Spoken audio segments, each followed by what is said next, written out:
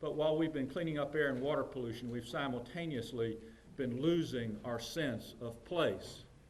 I mean, if I were to take you up in an airplane tomorrow morning and then suddenly drop you along a road outside of almost any American city, you wouldn't have the slightest idea where you were because it all looks exactly the same.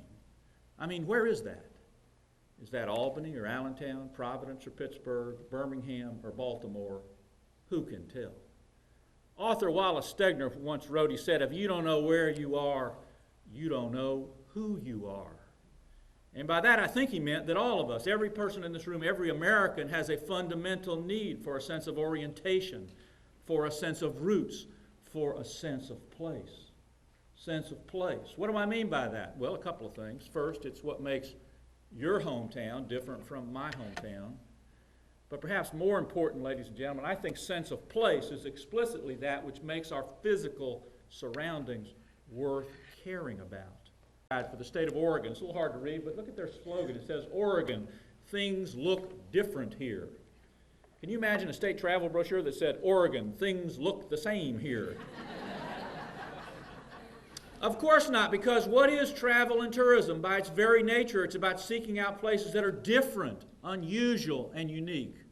Ladies and gentlemen, the more your town comes to look like every place else in America, the less reason there is to go there. On the other hand, the more you do to enhance its uniqueness, historical, architectural, cultural, what have you, the more people want to go there.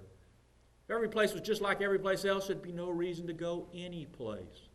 Millions, I forget what the total number is now, like 55 million baby boomers in the United States. I'm one of those. We have somebody turning 50 every 18 seconds in America today. AARP, the American Association of Retired Persons, surveyed their members, a lot of whom say they're going to relocate when they retire. They said, well, what would be the most important considerations on relocation? Look at number one, scenic landscapes and quaint towns.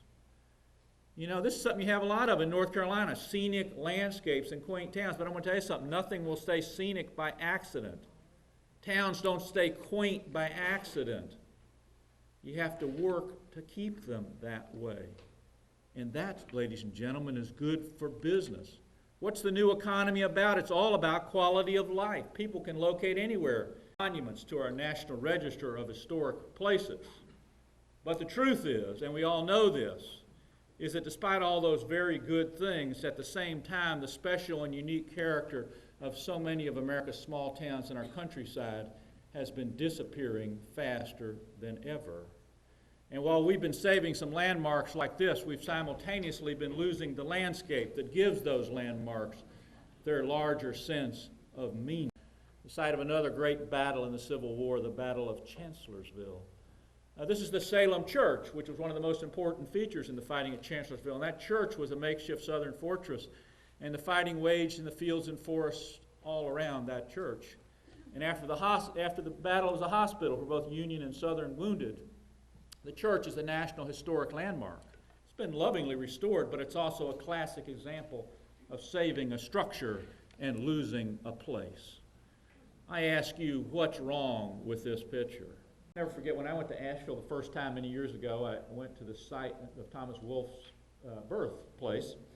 And, Thomas Wolfe, one of America's great writers, Look Homeward Angel, his most famous book is You Can't Go Home Again. Well, sadly, Tom Wolfe, he can't go home again because here's the site of his original house in this parking lot in Asheville, North Carolina. And, why is historic preservation important at all? First and foremost, ladies and gentlemen, it seems to me because these are the places that physically connect us to the past. These are the places that tell us who we are and where we came from. Daniel Webster once wrote, he said, quote, "The man who feels no sentiment or veneration for the memory of his forefathers is himself unworthy of kindred regard and remembrance." At its essence, historic preservation is about saving the heart and soul of our communities. It's about physically connecting us to our roots in the past. Across the country to the Pike Place Farmers Market in Seattle, Washington, the single most visited place in the state of Washington, the epitome of Seattle, gets 11 million visitors a year. But guess what? About 30 years ago, the city of Seattle seriously proposed demolishing the Pike Place Market. Why? Because somebody was arguing we need more downtown parking. Like parking for what? You can have all the parking in the world. If there's nothing to do, no one's want to come there. Will be worth preserving in the future. You know, I ask this question for a couple of reasons. First of all, because over 80% of everything ever constructed in America has been built in the last 40 years. Over 80% of everything ever built in America has been built over the last 40 years. And a lot of it is just plain junk. It's like this Kentucky Fried Chicken franchise you see here that replaced a house, just like the one you see in the background. A fire station in a little town in southern Indiana called Madison, Indiana. One of the first Main Street towns in America. And so they started working with owners of downtown businesses to restore the facades of their buildings. And what did they do here? They physically connected people to their roots in the past. But guess what else happened? Sales of pizza jumped by almost 100%. And it sustained that over a multi-year period. Historic preservation, very good for economic development.